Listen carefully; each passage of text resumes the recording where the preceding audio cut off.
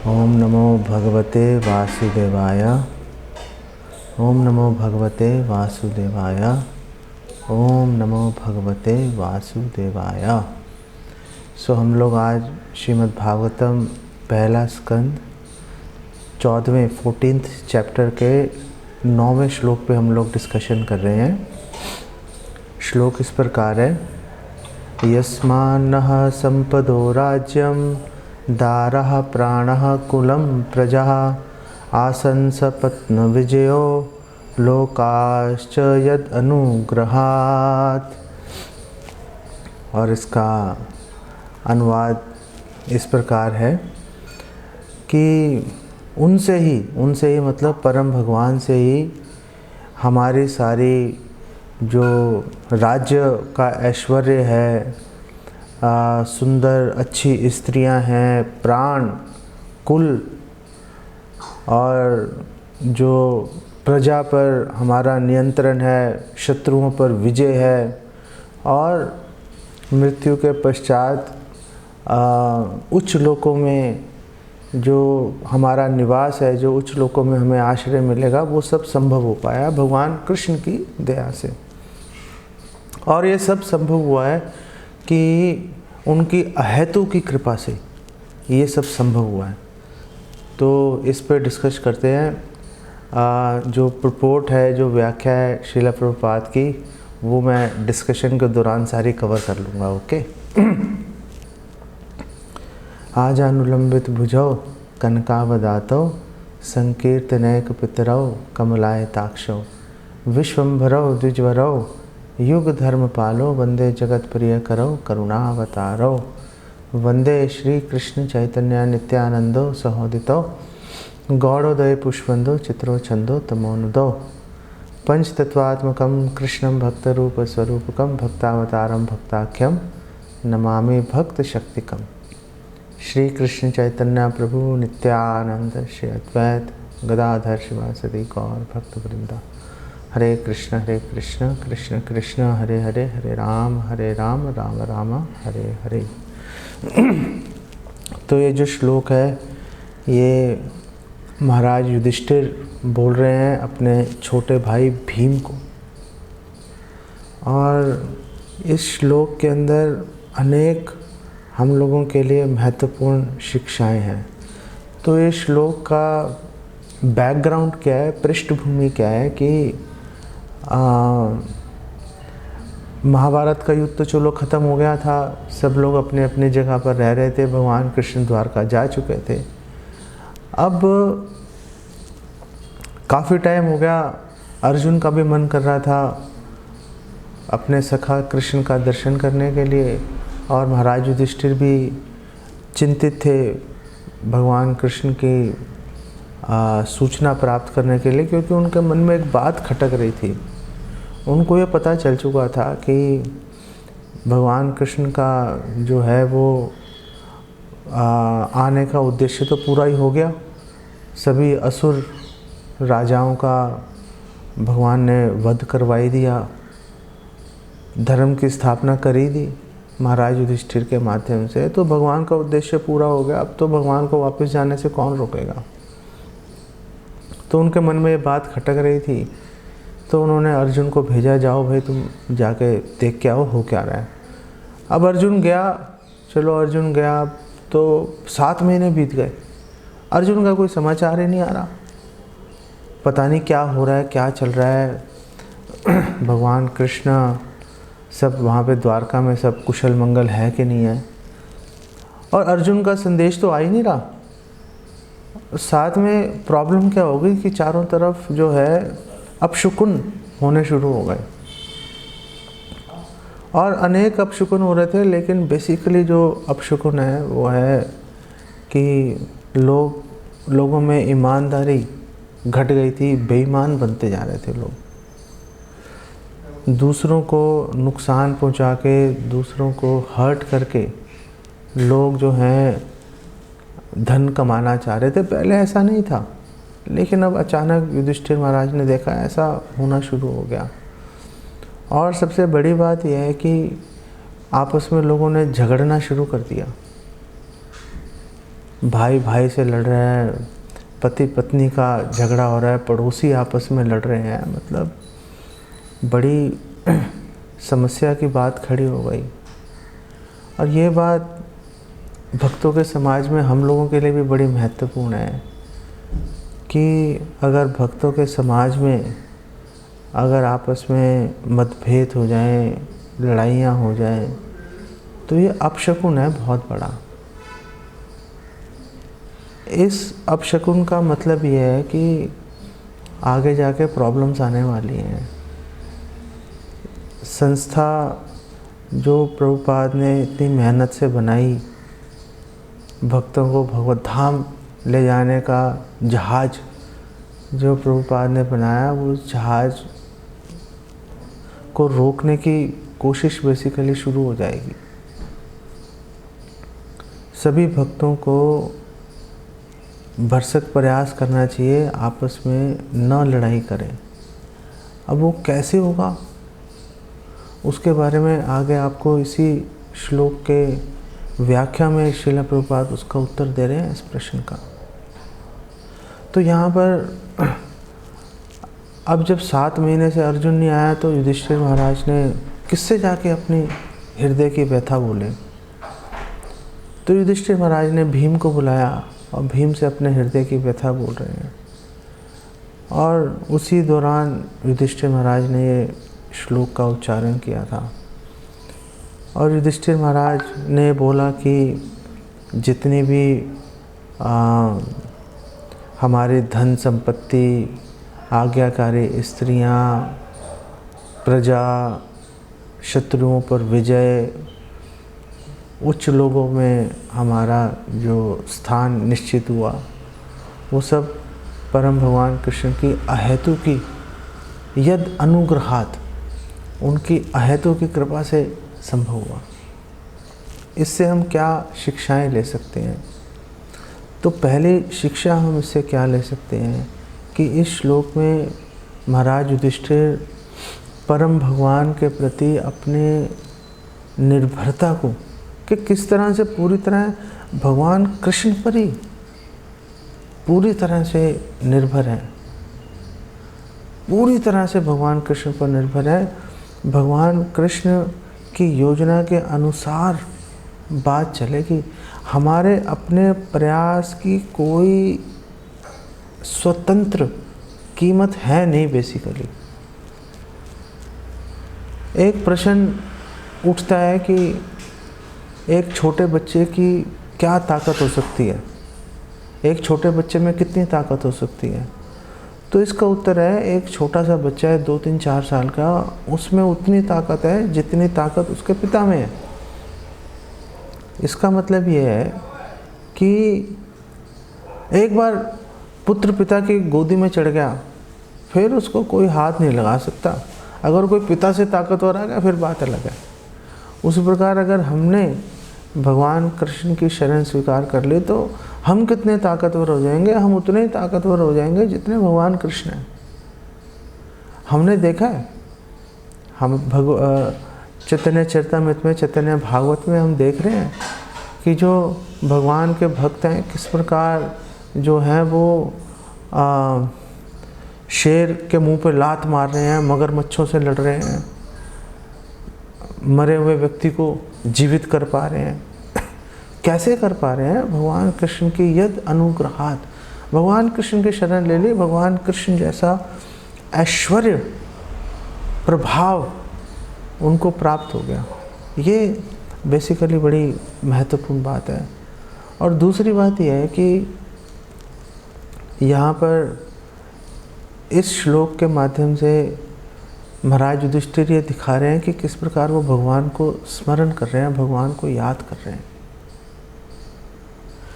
भगवान का स्मरण करने के लिए भगवान से एक संबंध होना परम आवश्यक है। अगर भगवान से संबंध नहीं होगा तो फिर आप भगवान को स्मरण नहीं कर सकते। हमारे कितने रिश्तेदार, मित्र इत्यादि हैं, और इस दुनिया में तो 800 करोड़ लोग हो गए। कल की तारीख में 800 करोड़ संख्या क्रॉस कर दी। अब एक्चुअल कितनी है किसी को पता नहीं है, लेकिन अब जो ये लोग ढिंढोरा पीट रहे हैं पीटने, तो इनको क्या पता है कि चाइना में वो वन चाइल्ड पॉलिसी के चलते कितने करोड़ों बच्चे वहाँ पे मतलब बंधुआ मजदूरों की तरह रहने पे मजबूर है, क्योंकि माँ बाप ने रजिस्टर ही नहीं कराया उनको सिस्टम में। ना वो स्कूल जा सकते हैं, ना कुछ कर सकते हैं। छोटी मोटी ये पंचर वंचर टाइप की साफ़ सफाई की नौकरियां करके जीवन बिताते हैं वो। तो 800 करोड़ में उनकी गिनती नहीं है, लेकिन उन्होंने अपनी हिसाब लगा रखा है। उसके हिसाब से उन्होंने कहा जी कल 800 करोड़ क्रॉस होगी जनसंख्या। और इन 800 करोड़ लोगों में से हम किसको याद कर रहे हैं? हम किसको याद कर रहे हैं? हम तो गिने चुने 10, 20, 50 लोगों को याद करते हैं ना, जिनके साथ हमारा संबंध है। इसी प्रकार भगवान कृष्ण को हम तब स्मरण कर पाएंगे, अंते नारायण स्मृति। मृत्यु के समय भगवान नारायण की स्मृति होना जीवन की सफलता है। लेकिन कैसे होगा? संबंध से होगा। संबंध कैसे आएगा? संबंध साधना और सेवा से आएगा। जब तक हम अच्छे से साधना नहीं करेंगे, रोज़ सुबह उठ के मंगला आरती करना, 16 माला का जप करना, भगवान कृष्ण की शिक्षाओं को, लीलाओं को पढ़ना, सुनना, व्यवहारिक सेवा में जुड़ना, बुक डिस्ट्रीब्यूशन के लिए जाना। बुक डिस्ट्रीब्यूशन शुरू होने वाली है। इनफैक्ट कई उत्साहित भक्त हैं, वो तो ऑलरेडी शुरू कर ही चुके हैं। इन सारी गतिविधियों में संलग्न जब होंगे, सारी गतिविधियों में जब हम जुड़ेंगे, तो उससे हमें भगवान कृष्ण से संबंध हमारा स्थापित होता चला जाएगा। भगवान कृष्ण का स्मरण करना, उनको याद करना हमारे लिए आसान हो जाएगा, सरल हो जाएगा। ये बेसिकली बड़ी महत्वपूर्ण बात है। लेकिन युधिष्ठिर महाराज तो भगवान कृष्ण को हमेशा स्मरण कर ही रहे थे। संता सदैव हृदयेषु विलोकयन्ति। जो साधु हैं वो तो भगवान कृष्ण को सदैव हृदय में देख ही लेते हैं। तो फिर चिंता का विषय क्या है? युधिष्ठिर महाराज चिंतित इसलिए हैं कि वो भगवान के हो सकता है साक्षात दर्शन न कर पाए। भक्तों को चैन नहीं मिलता जब तक वो पूर्ण संतोष भक्तों को नहीं मिलता, जब तक वो भगवान को साक्षात ही ना देख लें। पूरी संतुष्टि कब होगी ये बताओ? पूरी संतुष्टि होगी जब हम भगवान कृष्ण के साक्षात दर्शन ही कर लेंगे। उससे पहले पूरी संतुष्टि नहीं हो सकती। कोई सवाल नहीं उठता पूरी संतुष्टि का। इसीलिए तो भागवतम में कहा गया है, नष्ट प्रायेषु अभद्रेषु।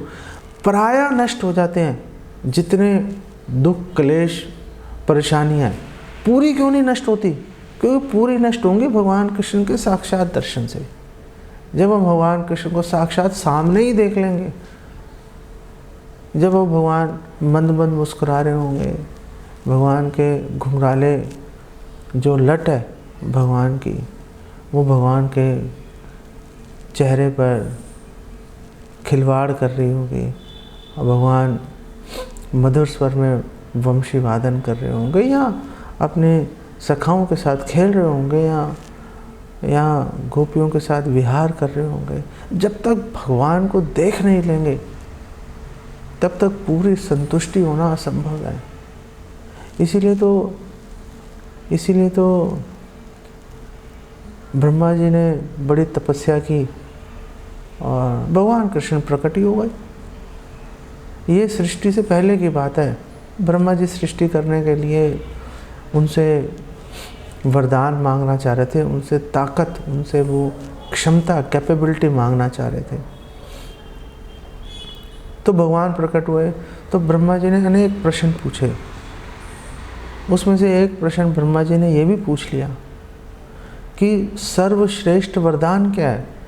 सर्वश्रेष्ठ वरदान भगवान कृष्ण ने बोला कि मेरा दर्शन है।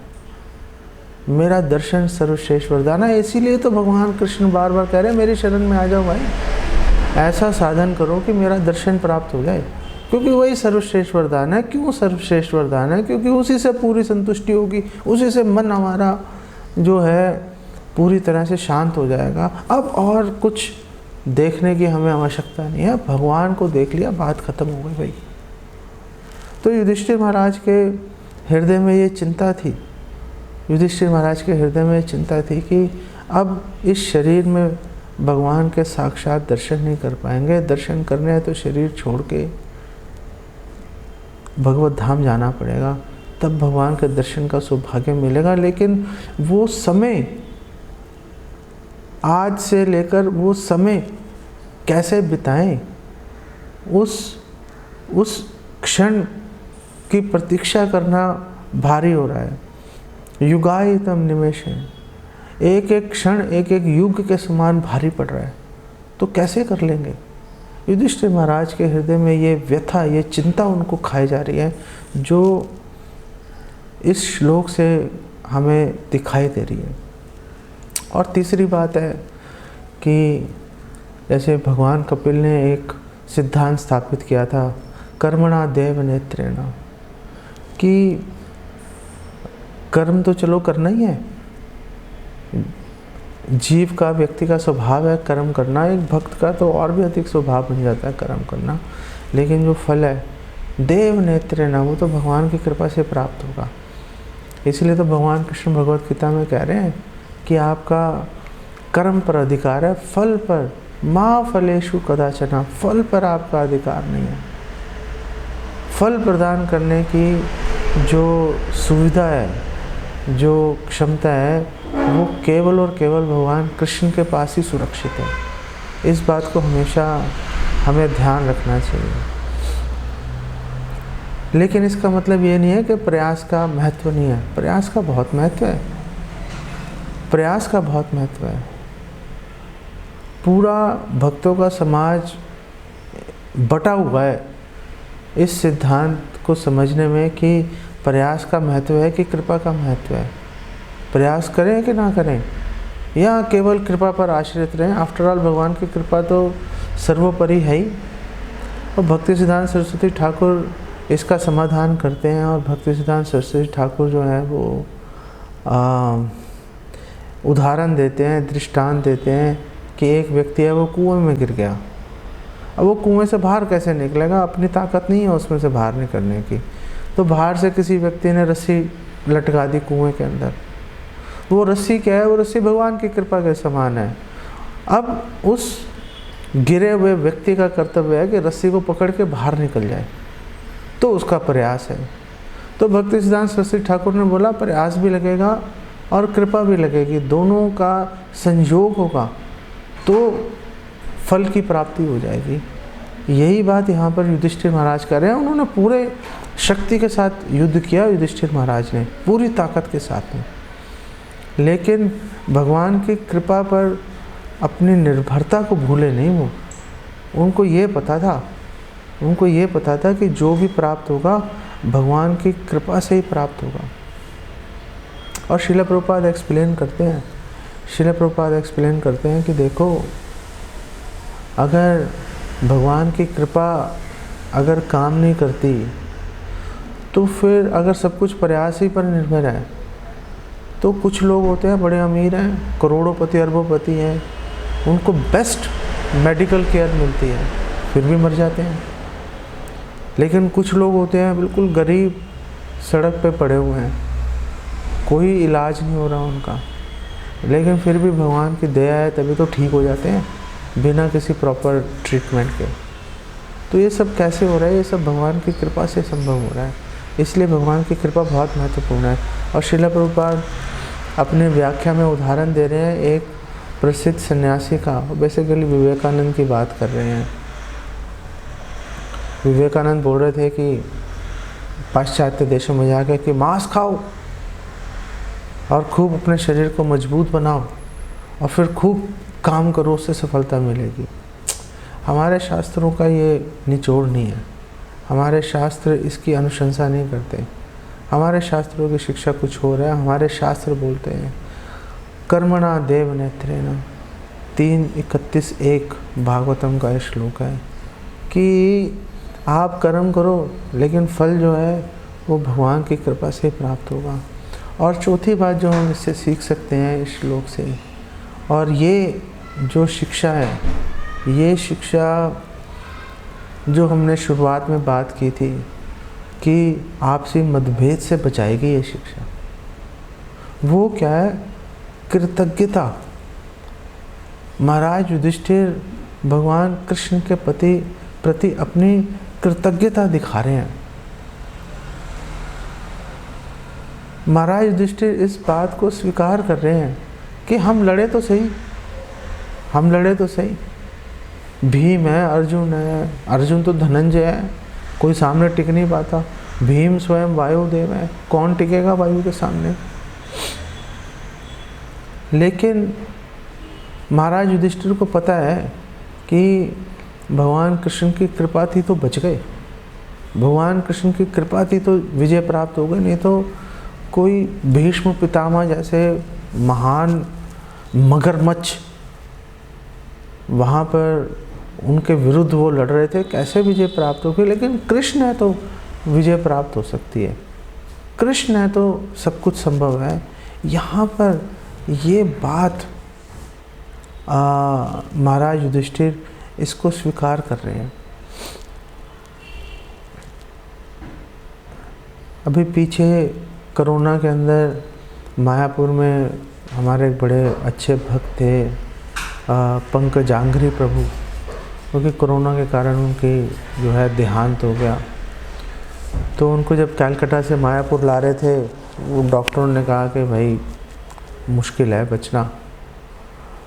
तो एक डिवोटी ने उनसे पूछा, हाउ आर यू फीलिंग, आप क्या अनुभव कर रहे हैं? तो पंकजांघ्री प्रभु, उनको पता है मरने वाला हूँ, रिकवर होना मुश्किल है। तो उन्होंने बोला, आई एम फीलिंग ग्रेटफुल, मैं कृतज्ञता का अनुभव कर रहा हूँ, मैं कृतज्ञता का अनुभव कर रहा हूँ। बड़ी बात है ये, इतनी चारों तरफ मशीनों से उनका शरीर बिधा हुआ है, लेकिन वो ये बोल रहे हैं कि मैं भगवान कृष्ण के प्रति, भक्तों के प्रति कृतज्ञता का अनुभव कर रहा हूँ।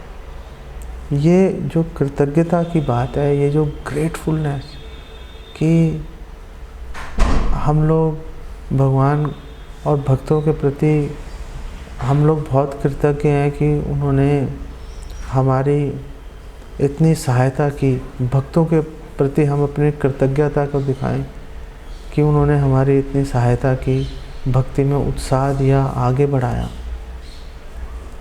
कैसे हम अपनी कृतज्ञता दिखा सकते हैं? हम अपनी कृतज्ञता दिखा सकते हैं कि हम कभी भी भक्तों के साथ लड़ाई झगड़ा मत करें। हमेशा कोई भी प्रॉब्लम्स हैं, प्रॉब्लम्स आती रहती हैं, हमेशा उनके साथ मिल के चलें। हम अपने अनेक प्रकार की योजनाएं बना सकते हैं, लेकिन अगर वो योजना हमारे हिसाब से वो फलीभूत ना हो तो भी हमें संतोष मन में करके रखना चाहिए, और हमें ये सोचना चाहिए कि भगवान कृष्ण की अपेक्षा है हमसे कि हम और अधिक से अधिक हम लोग प्रयास करें। यहाँ पर सपत्न विजया इस श्लोक में आ रहा है कि हमने शत्रुओं पर विजय प्राप्त कर ली।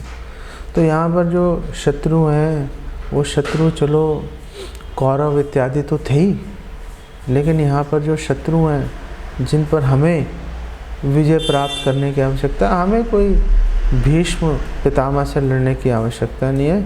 हम किसी कर्ण का सामना नहीं करने जा रहे। हम लोग किसका सामना करेंगे? हमारे शत्रु कौन है? हमारे शत्रु काम, क्रोध, लोभ, मोह, मद, मत्सर्य, ये हमारे शत्रु हैं। हमारे शत्रु हैं कि हम अपने इंद्रियों पर संयम नहीं कर पा रहे, ये हमारे शत्रु हैं। अगर भगवान की कृपा पर हम आश्रित होंगे, भगवान से संबंध स्थापित करेंगे, तो हम अनायास ही जनयति ही आशु वैराग्यम ज्ञानम च यत् अहेतुकम, हम शीघ्र अति शीघ्र भगवान की कृपा से हम अपने शत्रुओं पर विजय प्राप्त कर ही लेंगे। और यहाँ पर जो लोका शब्द की बात आई है कि जो महाराज युधिष्ठिर कह रहे हैं कि लोका का मतलब हायर प्लैनेट्स, जो उच्च लोक हैं। तो एक भक्त के लिए उच्च लोक वैकुंठ या गोलोक धाम है। विशेषकर से जो गौड़िया वैष्णव है वो तो वैकुंठ भी नहीं जाना चाहते। अभी दामोदर मास, कार्तिक मास ख़त्म हुआ, उसमें आपने सबने दामोदर अष्टकम गाया। उसमें बोल रहे हैं भक्त, हम सभी एक पूरा महीना हमने इसको गाया, वरम देव मोक्षम न मोक्षम वधिम वा। हमें मोक्ष तो चाहिए नहीं, लेकिन मोक्ष से ऊपर कुछ है वो भी नहीं चाहिए हमें। मोक्ष से ऊपर क्या है? मोक्ष से ऊपर वैकुंठ है, तो हम वैकुंठ भी जाना नहीं चाहते। चैतन्य महाप्रभु ने भी बोला, मम जन्मनि जन्मनीश्वरे भवताद भक्ति रहे तो किते त्वयि। हमें वैकुंठ जाने की भी हमारी कोई इच्छा नहीं है। हम नहीं जाना चाहते वैकुंठ। हम तो केवल और केवल आपकी अहेतु की भक्ति में हम लोग जुड़ना चाहते हैं। हमें उसके अतिरिक्त और कोई हमारे पास में कुछ हमारी इच्छा कि हाँ ये करना है वो करना है, नहीं, हमने नहीं कहीं जाना। हम तो आपकी सेवा में लगे रहेंगे। और सेवा में कैसे लगेंगे? भक्ति विनोद ठाकुर बोल रहे हैं कि हम अपने भक्तों के, जो भक्त हैं, जो गुरु हैं, जो वरिष्ठ वैष्णव हैं, हम एक कुत्ता, उनका कुत्ता बन के उनकी सेवा में लगे रहेंगे। वो कह रहे हैं कि वैष्णव ठाकुर कुकुर जानिया माना मोरे, कि मुझे आप अपना कुत्ता ही समझिएगा। ये कृतज्ञता की भावना है, ये उच्च लोकों में जाने का एक भक्त के लिए मतलब है। एक और शिक्षा जो हम इस श्लोक से ले सकते हैं वो हम ये ले सकते हैं कि जो भी वस्तुएं हैं, क्योंकि परम भगवान ने हमें प्रदान की। युधिष्ठिर महाराज कह ही रहे हैं, जितनी संपत्ति है, जितना धन इत्यादि ऐश्वर्य है, ये सब भगवान कृष्ण की अहेतु की कृपा से हमें मिला है। कैसे मिला? क्योंकि संपत्ति भगवान की है। अगर भगवान की संपत्ति है, भगवान ने हमें दिया है, तो फिर हमारा क्या कर्तव्य है? हम अपनी संपत्ति को, अपने शरीर को, अपने घर को हम भगवान की सेवा में लगा दें। यही ईशोपनिषद का मंत्र, पहला मंत्र है, ईशावास्यमिदं सर्वं यत् किंच जगत्याम जगत तेन त्यक्तेन भुंजिता माग्रता कस्य स्विद् धनम। जान लो किसका धन है, वो किसका धन है ये जान लो। जब हमें ये हम कन्विंस हो जाएंगे कि ये धन भगवान कृष्ण का है, तो फिर हमारे लिए आसान हो जाएगा भगवान कृष्ण की सेवा में सारी संपत्ति लगाना। इनफैक्ट भागवतम में तो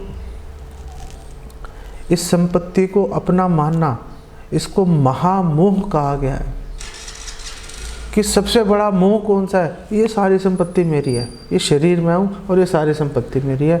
इसको मोह और महामोह बोला गया है। इसको भक्त का कर्तव्य है कि वो इससे बच के रहे, इससे बाहर निकल के रहे।